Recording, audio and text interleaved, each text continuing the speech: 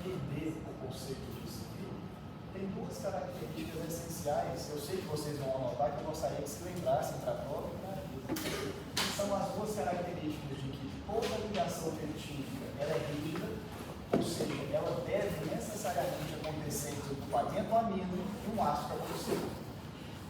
E ela é planar, ou seja, a conformação espacial dela pode alterar essa forma.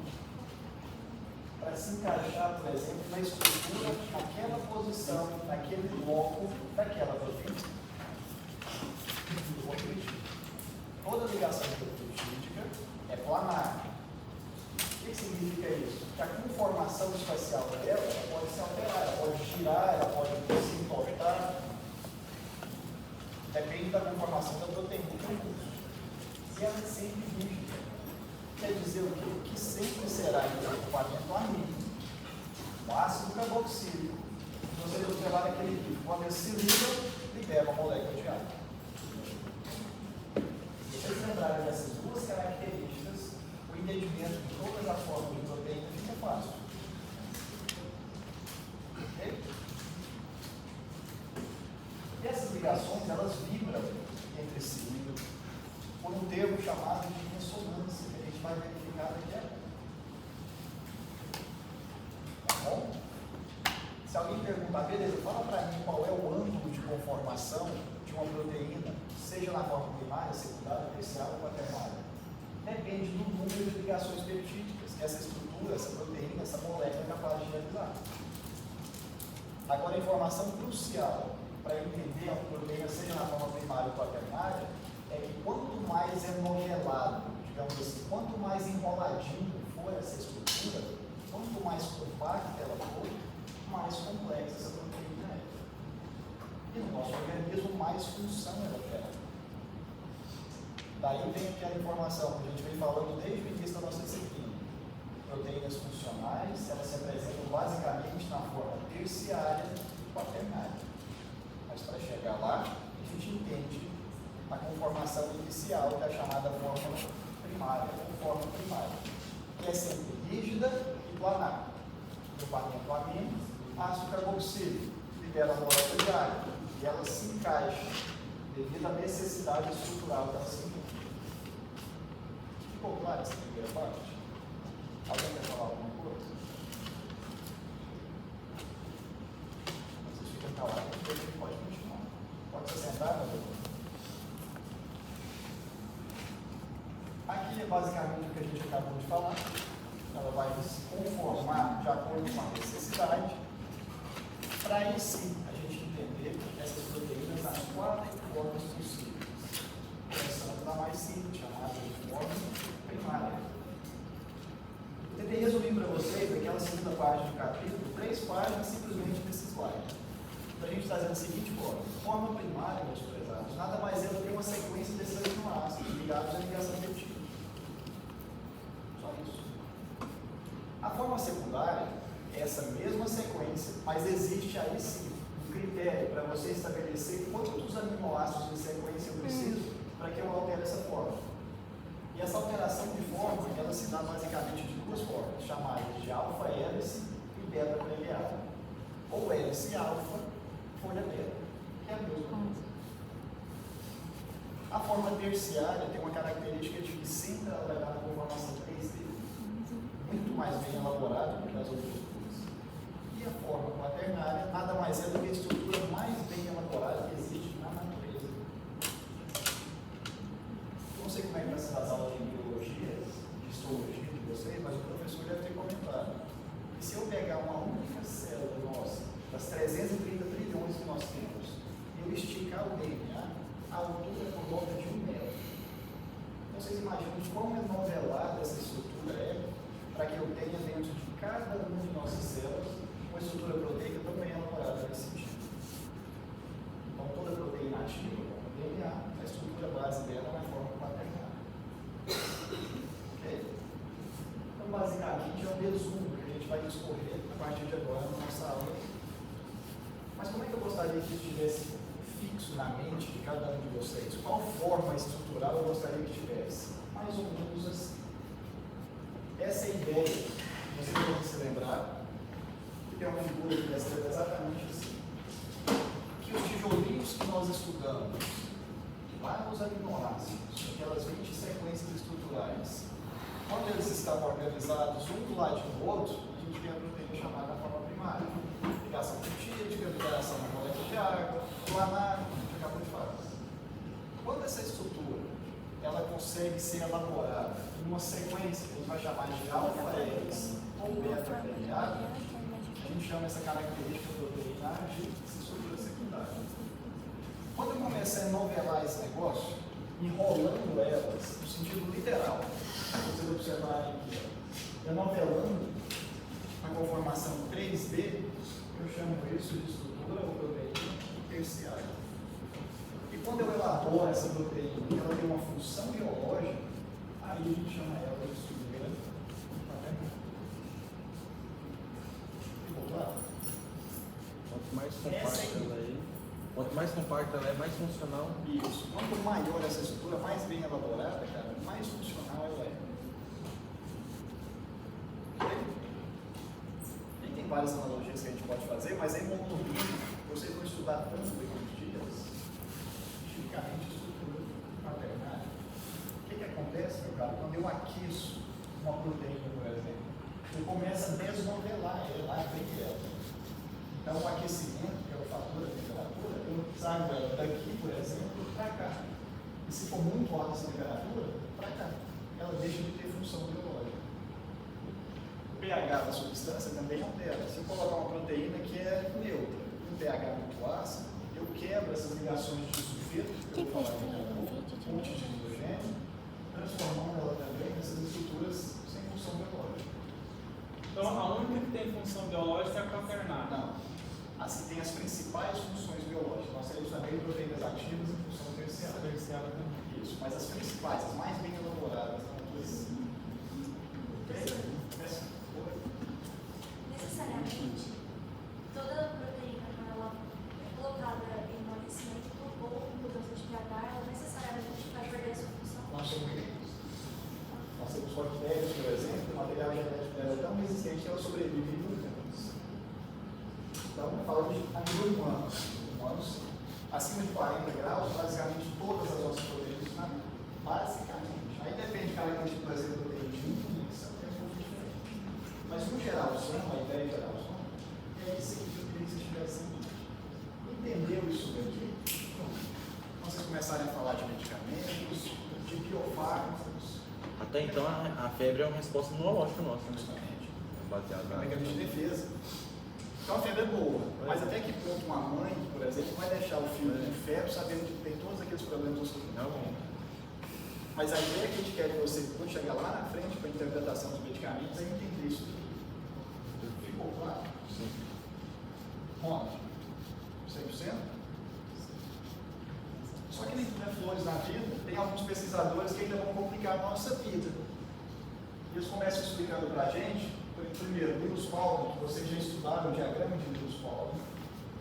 E esse outro aqui, ó, que é o Corton, que estabeleceu que esses aminoácidos ligados à ligação peptídica, chega um momento que ela tem que mudar a conformação. E é isso que eu vou tentar falar de maneira bem pausada para que vocês entendam. Começando da unidade, que a gente consegue medir o quanto essa proteína vai ser modelada. Essa unidade tem um nome difícil, chama-se Angstrom. Aí chamem como é que do jeito que vocês quiserem em português. Angstrom, do jeito que fica fácil para você entender. Angstrom é a unidade que vai medir o quanto essa conformação é capaz de se mover, de se movelar, de girar. Para ficar mais claro na sua mente. Ok? O que eu preciso cobrar de vocês? Sobre a sequência desses aminoácidos que vai ser necessária para que uma proteína, em sua generalidade, ela gire. Observe que eu coloquei o ácido carboxílico como grupamento amino.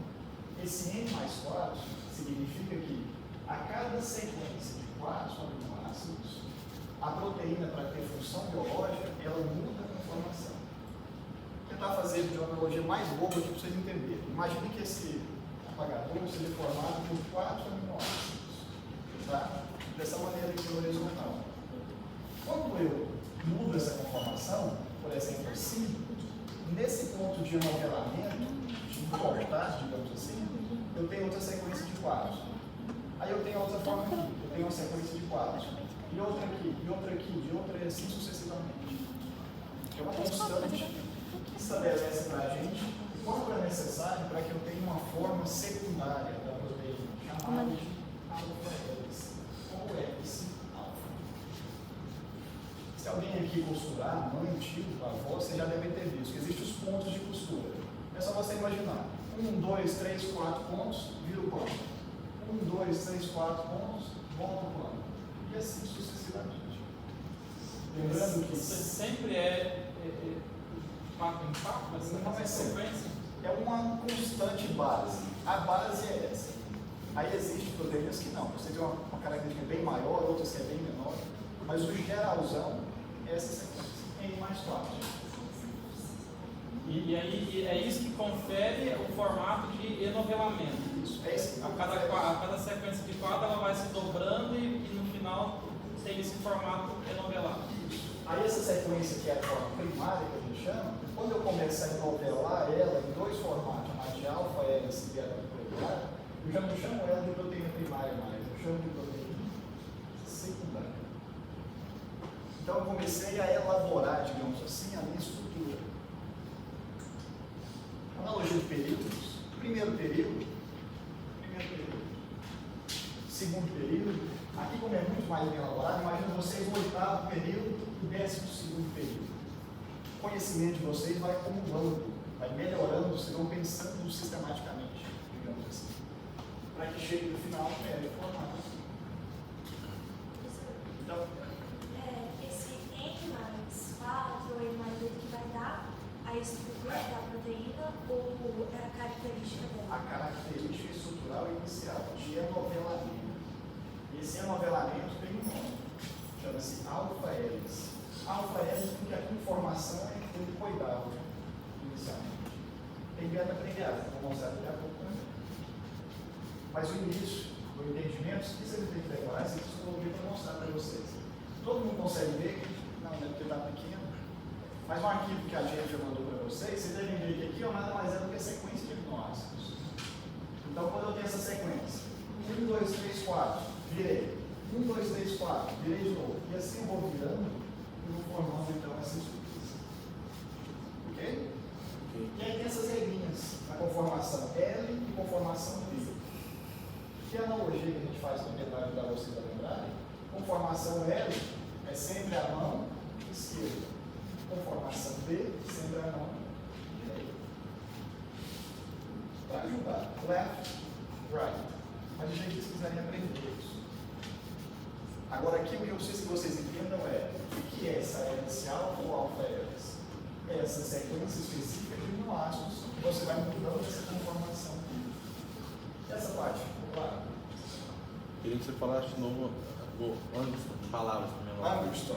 A pronúncia é essa, mas se você quiser falar Angstrom, sem problema. Não? Como é que você falaria? Sem demagogia, como é que você falaria? Angstrom. Pronto. Então é isso. Beleza. Em palavras para mim anotar aqui. Boa. Aí, cara, você fala pra mim, beleza, como é que esse Angstrom ele mede? Você consegue ver que seu aluno. Lembra de trigonometria? Você deve ter adorado trigonometria. Angulação. 90 graus, 180 graus, 360 graus.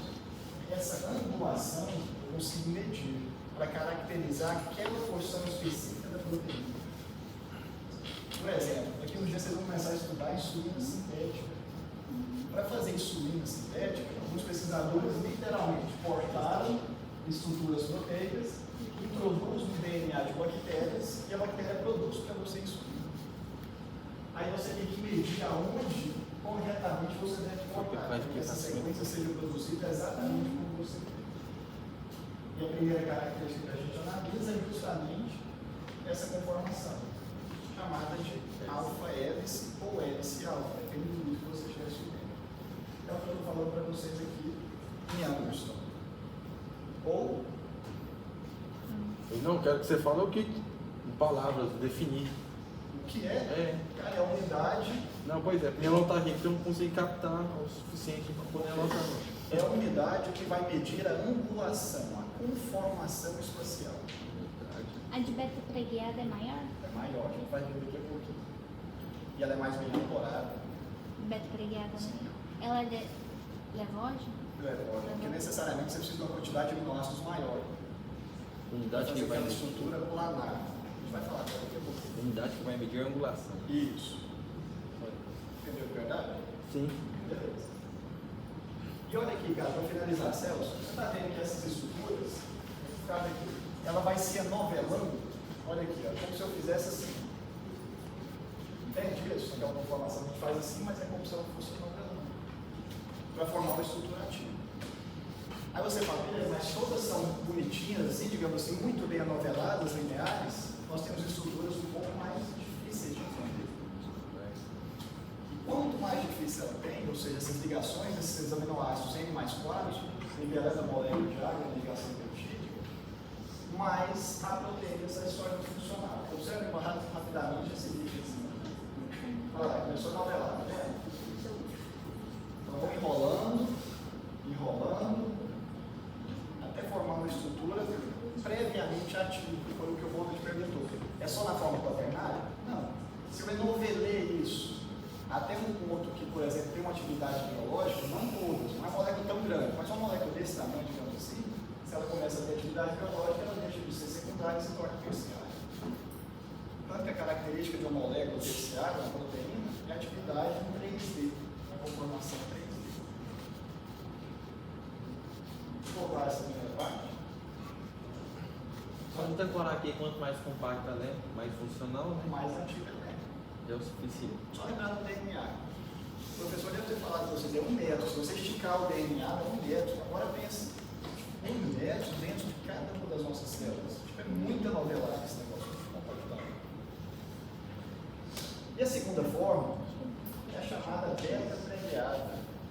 Como a Emily acabou de descrever, se vocês observarem, por que é esse nome beta preguiada? Porque ela é um zigue-zague. Você tem a ligação de aminoácidos. Você tem a ligação de aminoácidos na estrutura que a gente acabou de ver, mais um ligado a outro. Se vocês observarem, se eu vier daqui para cá, daqui para cá, daqui para cá, daqui para cá. Então é uma estrutura planar maior. O nome beta preguiada muitas vezes remete a uma folha, para vocês lembrarem. Imagina uma folha que sempre ela tem que ter essa conformação. Uma estrutura maior e uma estrutura mais fina.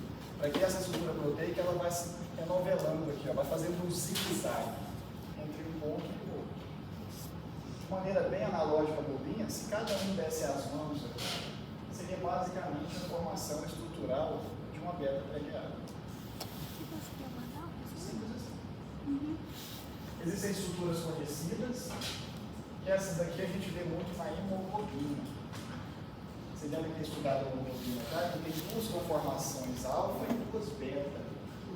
Essa conformação remete basicamente a essa estrutura proteica. E daqui a uns dias vai chegar um termo na cabeça de vocês chamado chave e fechadura, que vocês vão adorar, que é a ligação entre o enzima e o substrato, o fármaco e o seu receptor. Mas para entender isso lá, é importante a gente trabalhar, elaborar esse conceito. É só isso. Ficou claro? Vamos elaborar mais ainda essa proteína agora em conformação 3D?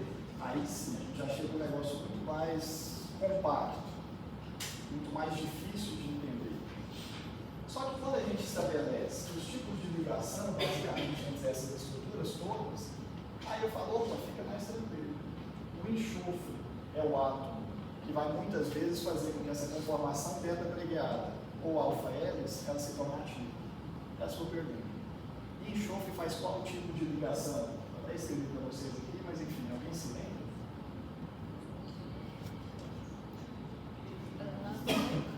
Ligação disulfeto. Então, por favor, anotem rapidamente aqui que essa ligação disulfeto, que é o enxofre com insaturação com oxigênio, é o que vai começar a estabelecer atividades biológicas na maioria das enzimas e, consequentemente, proteínas também. A ligação? Disulfeto. Disulfeto. Ou pontes ligação de sulfeto faz o quê? Porque essa estrutura que era presente na forma primária ou secundária, ela se torna em 3D. Você tem 3 planos, assim, assim e assim. Ela nunca é linear, ela nunca é plana.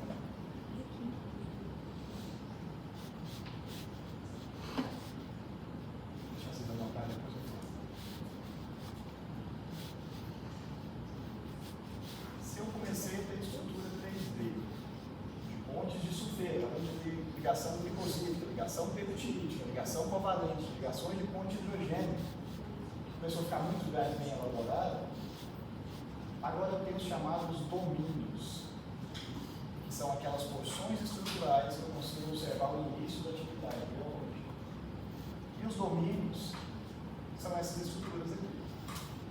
Vocês devem se lembrar, quando estudaram enzimas, lá no primeiro período, nós temos estruturas chamadas de cofator, que é onde alguns íons necessariamente precisam se ligar para que uma proteína se torne ativa. Alguns cofatores do nosso corpo muito conhecidos, o ferro. Uma pessoa que qual a doença de ausência de ferro? Então, nada mais é do que eu preciso desse ferro para ativar uma estrutura proteica. Esse é o raciocínio que eu espero em vocês. Falta de zinco no homem, por exemplo, espermogênese diminuída.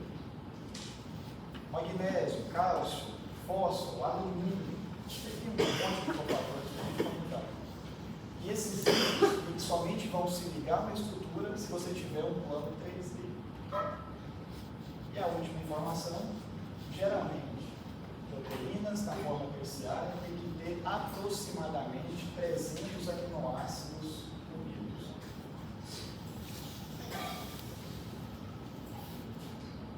Ok? Vamos lá. Vamos de novo, então. O domínio nada mais é do que aquela porção novelada. Imagina que aqui tem um monte de coisa novelada. Essa estrutura ela é ativa. Aí eu tenho átomos, íons, moléculas que vão se ligar a ela. Eu usei o exemplo do ferro. O cara pegou o domínio. Quando o ferro se liga, pensa comigo, se fosse na formação 2D, não teria ponto de ligação. Aí se liga, por exemplo, nesse plano aqui. Aí eu tenho para cá, para cima, para cá. Então, contínuas, digamos assim. É justamente nesses pontos que os cofatores eles vão se ligar para promover a atividade biológica da estrutura. E aí, você me pergunta, beleza, mas um domínio geralmente tem quantos aminoácidos? Seja na alfa-Hélice, seja na beta-linear. Se você lembrar desse número, eu dou exemplo, só que eu vou aqui. Se você lembrar desse número aqui, eu já estou feliz com isso. Aí esses cofatores vão fazer com que tenha a ligação mais fácil com os íons. Ou atividade biológica. Porque essa estrutura aqui, ela não tinha atividade, ela começa a se tornar ativa. Vai fazer isso, vai ter tipo uma união de vários cofatores que vão tornar tipo um só. E aí quando tem essas ligações, em qualquer parte que ela se liga, terá ali a sua função total. Só não posso falar em qualquer parte, porque cada cofator tem o seu ponto de ligação. Você deve ter estudado bem que as enzimas são muito fiéis. Uma enzima tem sempre seu substrato. Aqui no estado de Goiás, em Minas, tem a expressão: para cada planta tem sua panela, para cada panela tem sua uma coisa assim. Ou seja, para cada enzima tem seu substrato. E esse substrato, como cofator, ele sempre tem que se ligar exatamente naquela função específica. Por isso que mutações na espécie humana, geralmente, ela é deletável. Nós não sobrevivemos. Mas ele se liga mais rápido com esses cofatores. O cofator é que promove a atividade biológica. Tem um tipo de anemia, que está falando de anemia, chamada anemia falciforme. A anemia falciforme é quando esses íons se ligam em porção um pouquinho longe de uma molécula. É uma doença muitas vezes que ela é genética. Mas aí é outros pontos que eu vou estudar lá em Pode. Beleza. Esse cofator ligou. Quanto mais cofator tiver, melhor é pro ferro ligar. Não, porque cada enzima tem a sua quantidade específica de cofatores. Sim, beleza, mas tem enzima que não tem tanto certo de cofator. E aí ele não consegue ligar, fazer muita ligação, um exemplo com ferro. Ok. Beleza. Esse cofator, ele diminui, porque eu preciso liberar esse ferro num tecido. Tipo, algum tecido vai precisar dele pra ativar o metabolismo. Ok. Beleza. Esse cofator, de acordo com ele vai perdendo afinidade? Você pode, por exemplo, romper, destruir, degradar a estrutura. Mas o próprio corpo degrada esse cofator Sim, quando chega no tecido correto? pode ser, por exemplo, o baço. Qual que é a função do baço? Degradar as hemácias para liberar a bilirrubina e o. Qual é o nome da estrutura? É a bilirrubina e a biliverdina. Você deve ter estudado isso já. Então lá no baço nós temos estruturas que vão rompendo isso. A nossa bile faz isso com o uso do fluxo, com o que a gente come, com o nosso detergente natural. Lá na nossa bile, quem tira, por exemplo, a vesícula. A vesícula não tem função. Claro que tem. Quebrar, romper as ligações peptídicas, por exemplo. Então, ligações peptídicas. Então, eu libero a ligação que o cofator tem com o ferro, que são feitos por meio de ligações peptídicas. Beleza. Como se todos vocês dessem a mão. Só o Bruno fosse necessário para ligar todos vocês. Se eu tirar o Bruno, por exemplo, eu deixo de ter função nessa fibra. Essa Então, analogia o Bruno do seria o cofator. Não, eu nem sei se eu tinha uma parte. A gente está fazendo só a analogia da necessidade de cofatores para ativar um enzima, por exemplo.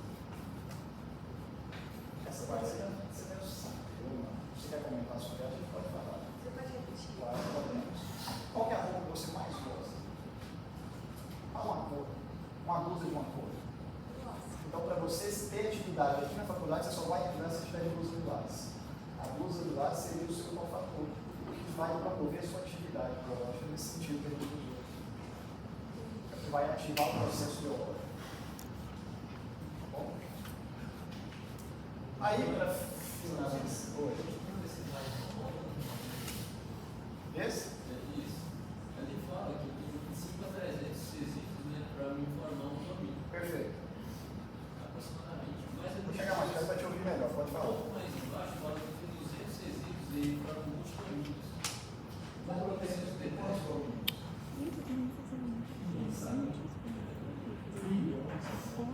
Mas aí não dá se eu preciso de 25 elétricos para formar um domínio e 200 para multidomínios. Cada domínio. Você não, eu preciso de 20%. O Luiz sabe, eu preciso de 400 ou 1 milhão. Cada domínio. A gente está falando de porções, domínios, partes estruturadas. Essa é a analogia, a raciocínio.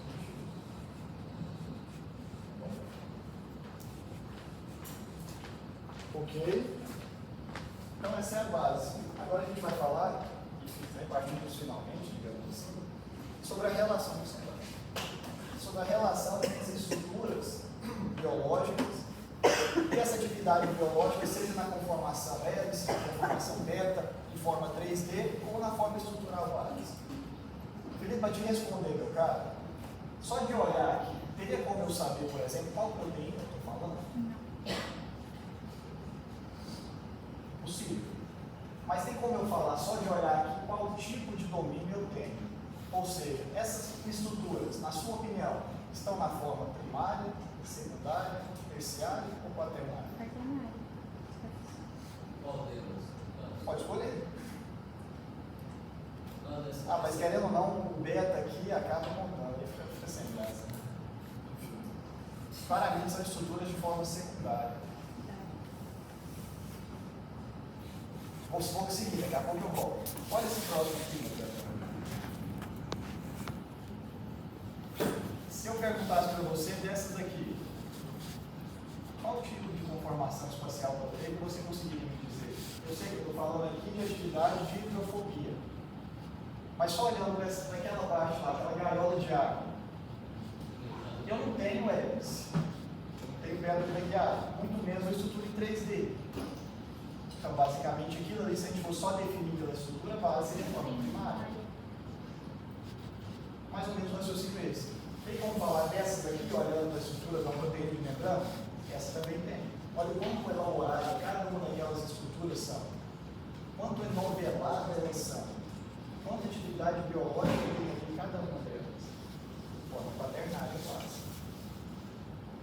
Vamos voltar respondendo a sua pergunta. Aí, prezados, isso que a gente falou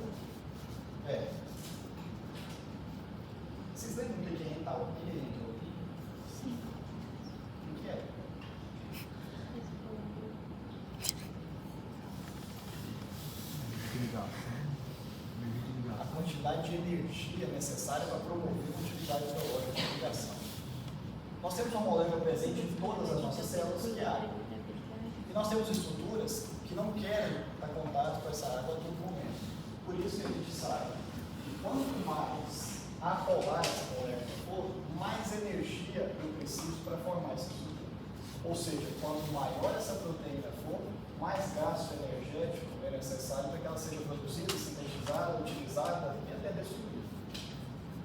Essa é a característica aqui que a gente chama de enovelamento proteína. Para quê? Para que eu preciso dessa quantidade de energia? Para formar as estruturas básicas. E a minha obrigação é preparar vocês para a farmacologia. 90% de todas as proteínas que se ligam a medicamentos estão na membrana plasmática da nossa célula. É essa a informação.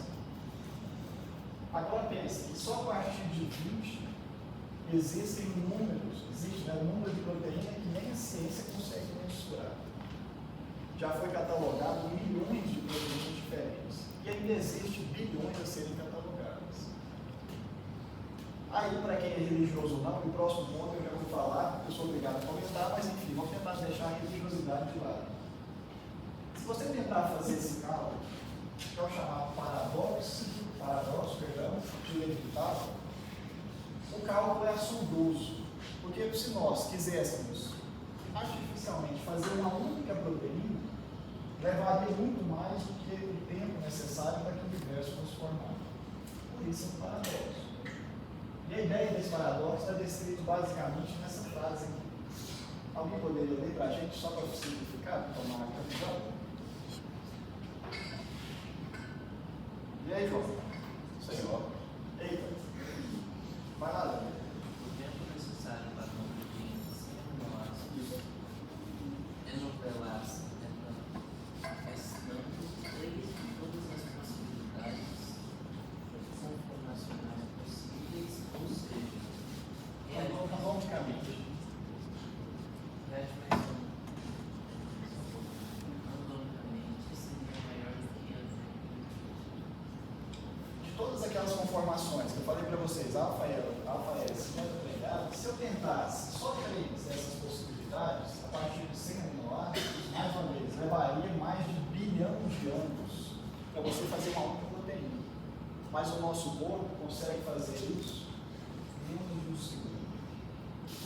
Então, muitas pessoas acreditam na parte de fé, de religiosidade. Nunca vai ser formado um ser humano artificialmente. Nós nem sabemos todas as proteínas que a gente tem. E teve um autor, que é esse chamado Levi-Table, que escreveu esse tal paradoxo, que descreve justamente o que a gente está falando aqui. É impossível fazer uma proteína artificialmente. Impossível. É isso que a ciência traz para a gente.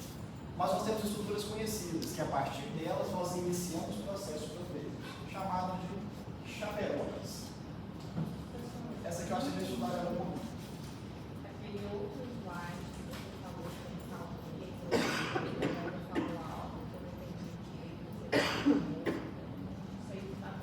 que é para isso que vocês interrompem a gente fala. Então vamos lá. Entalpia nada mais é do que energia necessária para qualquer reação química. Isso. Então, para você levantar da cadeira, gasta muita energia. E essa quantidade de energia gasta proteína. E essas proteínas, para serem formadas, necessariamente nós temos que unir aquele tanto de aminoácidos. Para eu conjugar esses aminoácidos, ligar um no outro, gastei uma quantidade exagerada de energia. Esse cálculo energético, a gente consegue entender, visualizar ele através de 2 características. A hidrofobicidade e a hidrofilicidade. O quanto uma substância ela vai ter afeição à água, ou quanto ela vai repelir a água. É isso que a gente tenta descrever, chamado efeito colapso hidrofóbico. As proteínas de membrana, que foi o exemplo que eu citei, necessariamente elas não podem absorver água. Se ela absorver água, ela não tem. Então ela tem que ter hidrofobia, tem que ter medo da água, aversão à água. E onde eu falei, 90% de todos os medicamentos vão se ligar justamente a essa estrutura, a proteína de membrana. Amoxicilina, por exemplo, você vai estudar a química. Quando a amoxicilina se liga aqui, essa proteína vai permitir entrar na célula, no caso de uma bactéria, para levar essa bactéria à morte. Vão aprender como substância bactericida, bacteriostática. Então, para todo esse processo existir, eu preciso de uma quantidade de energia. E essa energia é uma unidade medida por um princípio chamado de entropia.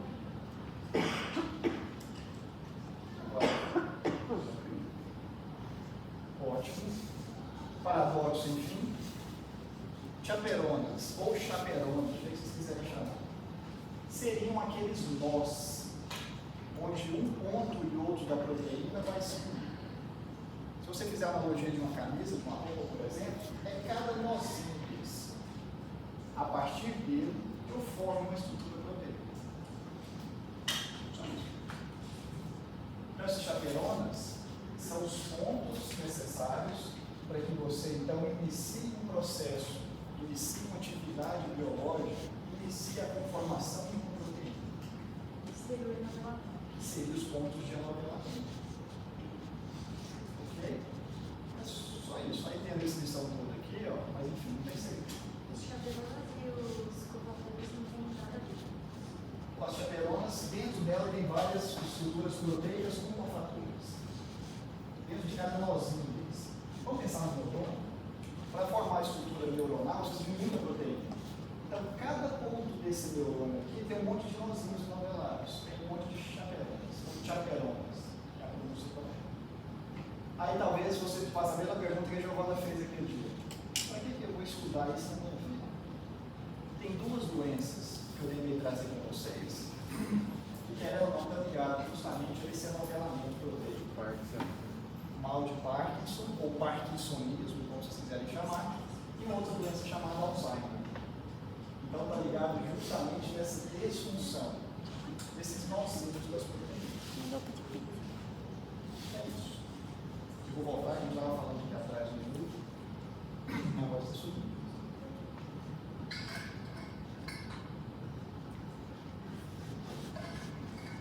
Uma chaperona muda entre uma estrutura e a outra. Cada estrutura celular tem a sua chaperona específica também. Se um neurônio vai ser formado, tem que ter aquela estrutura específica. Se uma célula epitelial vai ser formada, tem que ter aquela estrutura específica para começar a proteína. E assim sucessivamente. Sabe onde tem muita chaperona, para vocês nunca mais esquecerem? Colágeno. Colágeno é uma estrutura tecidual em que você tem que ter vários nozinhos ligados. São várias estruturas bem assim. Quanto menos colágeno, menos chaperonas. Quanto mais chaperonas, mais colágeno. Essa é a analogia da estrutura funcional como colágeno. E esses nozinhos são os cofatores. São os pontos de iniciar a estrutura proteica. Imagina que aqui, cara, dentro dessa garrafa eu tenho 1 bilhão de aminoácidos. Eu tenho que começar a organizar eles. Qual é o ponto que eles vão começar a se organizar? Em um nó, em uma estrutura específica. As chaperonas. Seria o ponto inicial. Você iniciar um processo proteico, a estrutura funcional, a parte ativa, uma proteína.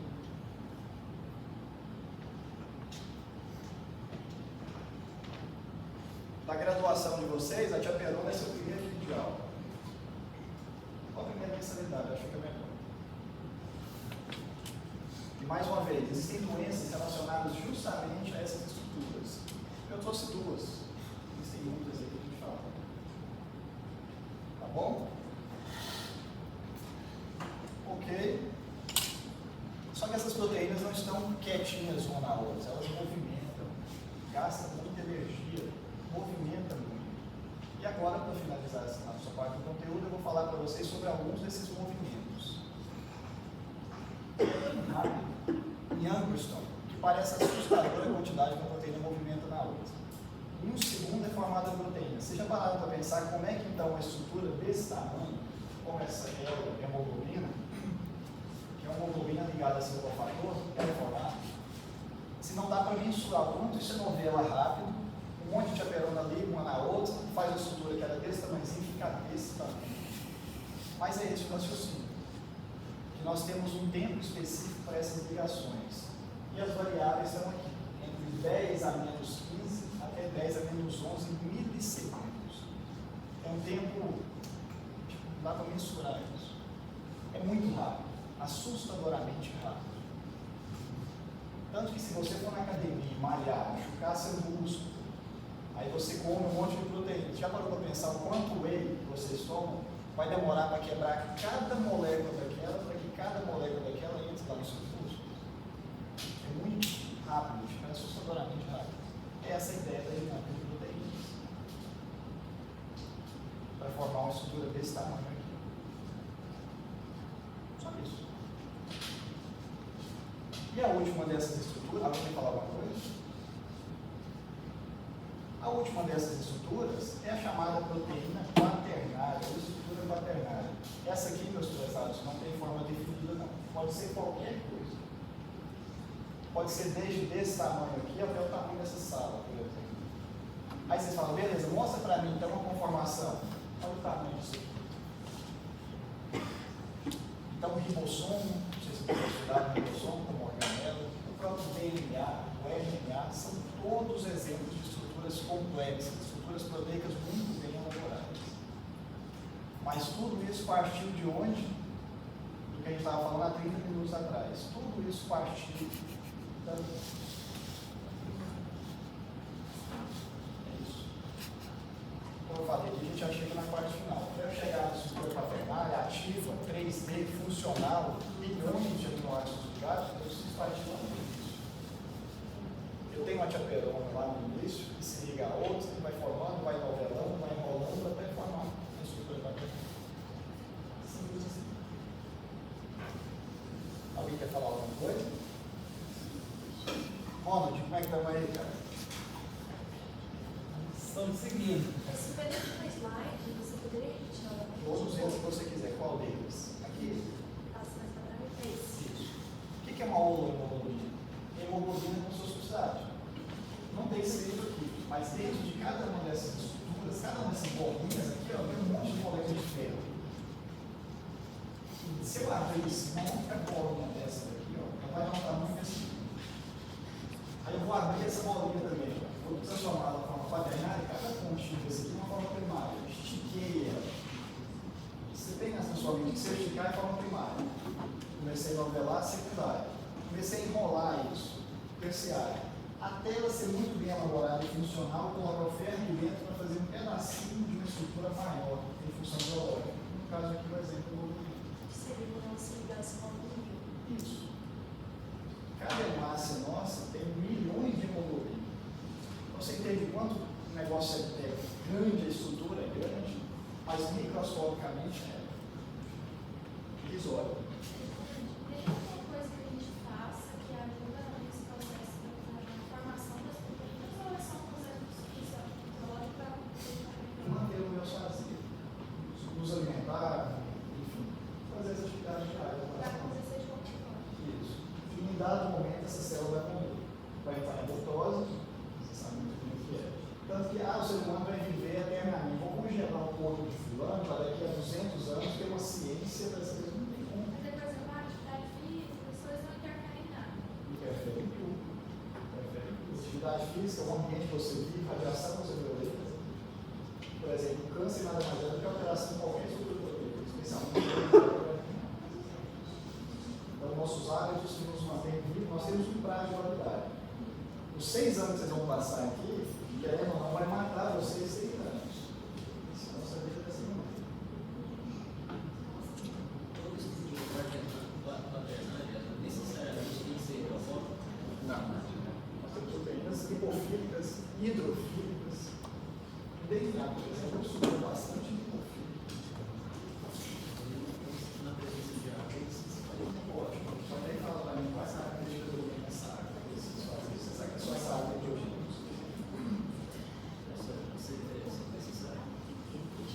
Esse exemplo que seria. A outra cura, a outra cura dos visuais.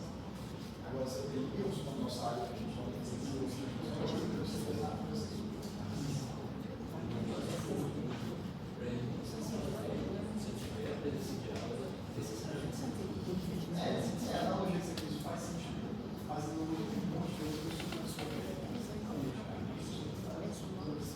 além do DNA. Vou falar da verdade.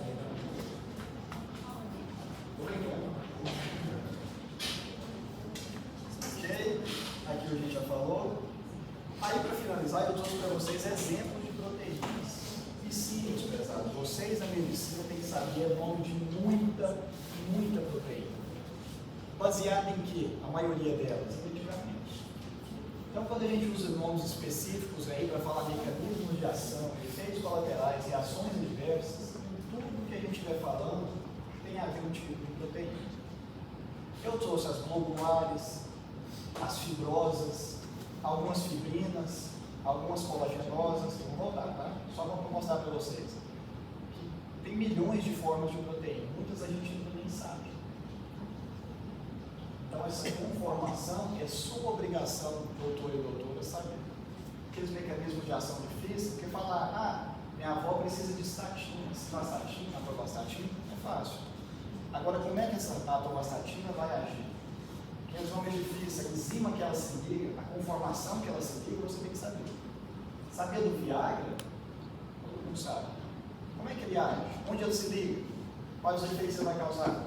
Quando eu falo fosfodiesterase cíclica, número 5, tem que vir na sua mente a estrutura para que você entenda a estrutura do seu ponto de ligação, do seu cofactor, do seu enzima, e assim sucessivamente. É para isso que esses, se eu não me engano, 4 primeiros períodos da graduação eu preparo vocês para daqui a uns dias entenderem o processo clínico, a chamada clínica médica. Então, como eu falei, a primeira forma de apresentar proteínas globulares, fibrosas, queratina, colágeno. Olha as formas dela lá. Felipe, só olhando para cá, naquelas conformações das quatro que a gente acabou de estudar, só de bater o olho, o que vem na sua cabeça sempre que você olha isso aqui? Por favor.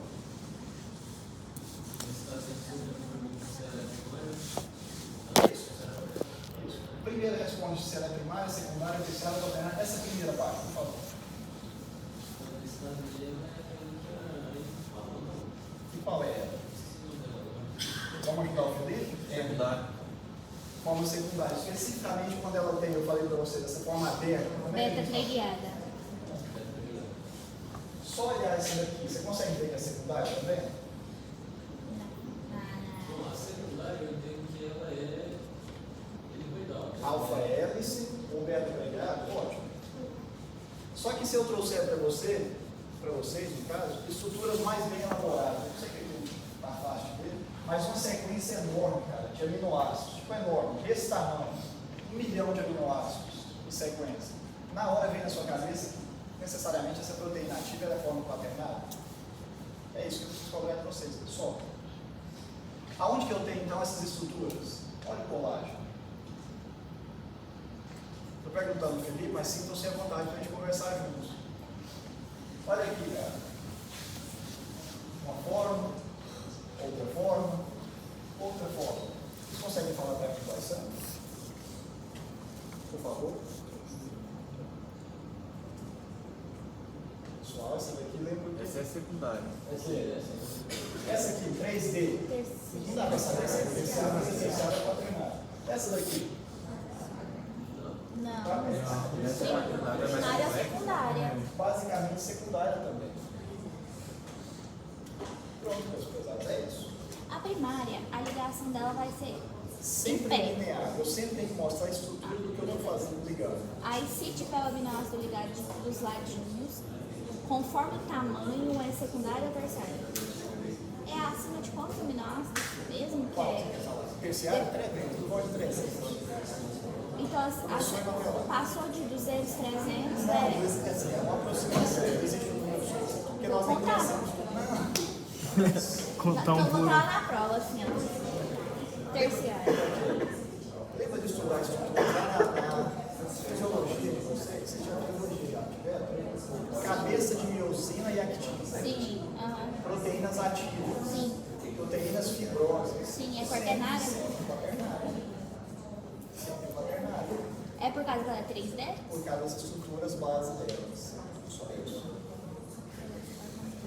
E, se o já falou,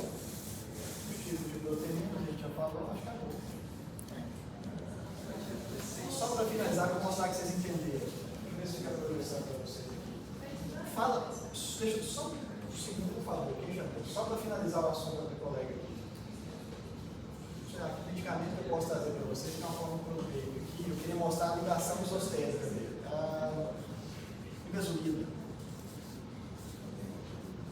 Eu não sei se escrever assim vai sair.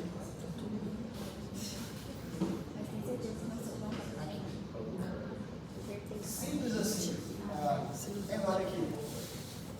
Vamos escolher essa daqui. Só de olhar esse ponto aqui e eu te perguntar sobre a forma proteica. Na hora, o que vem na sua cabeça? Estou com dúvida. Eu tenho, por exemplo, um Hermes, Não. um beta abreviado, ou a conformação junto. Eu tenho beta preto. É uma molécula bem pequena, não dá para fazer beta abreviado. Não, é por isso. Ela é quaternária? Não. Essa estrutura simples aqui não tem forma nenhuma. Agora, se eu trouxer Mas para é porque você eu o tô ponto com de a ligação ligação. Tanto de trem. fármaco receptor 3D, deixa eu ver se eu escrever isso aqui, se vai sair. Aqui. Olha, aqui. Não, é bem mais complexa, né? Bem mais complexo. Então, basicamente, o receptor é toda essa estrutura grandona. Toda essa estrutura é uma formativa quaternária. Sim, entendi agora. Eu acho. Alguém tinha chamado? Pode falar antes de eu mostrar o outro, por favor, meus prezados. Professora, é uma coisa do colágeno. Como você também já sabe que as células são morrendo, né? E hoje em dia o pessoal está inventando muita coisa nova com o colágeno porque ninguém quer ficar velho. Essas coisas realmente são absorvidas no nosso corpo, quando não, ou quando passa no pós-verde no rosto. Uma quantidade bem limitada assim. Poderia ser interessante começar a usar colágeno na casa dos 20. Mas se eu começar a fazer atividade lá nos 40. Todos os dias, passar no rotina. O cosmético faz diferença. Bastante. Nós temos um segmento de propaganda, você conhece, Cicatricure. O pessoal fala Cicatricure. Tem uma ação colagenosa excepcional, porque é proteína boa. Quando você passa, ele se regenera aquela estrutura. Mas não vai voltar nunca ao normal. Vai se regenerar assim. E lembrando, passei hoje, amanhã eu esqueci. Depois de amanhã, eu vou pegar o meu quase imperceptível. Pronto, pesados, é isso. Então, o trambolho que é uma proteína, deixa eu achar aqui. Cara.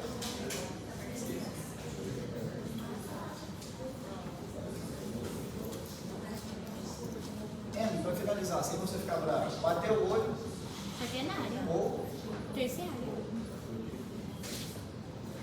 quando eu abro esse DNA, Helicoidal, alfa-hélice. é isso. A minha obrigação de vocês é só essa. Da disciplina. Mais para frente, claro, e vocês vão estudar estruturas muito mais bem elaboradas. Mas basicamente é isso. Olha essa daqui. O que é isso? Terciária. Terciário quaternário. Está bem elaborado. Pronto.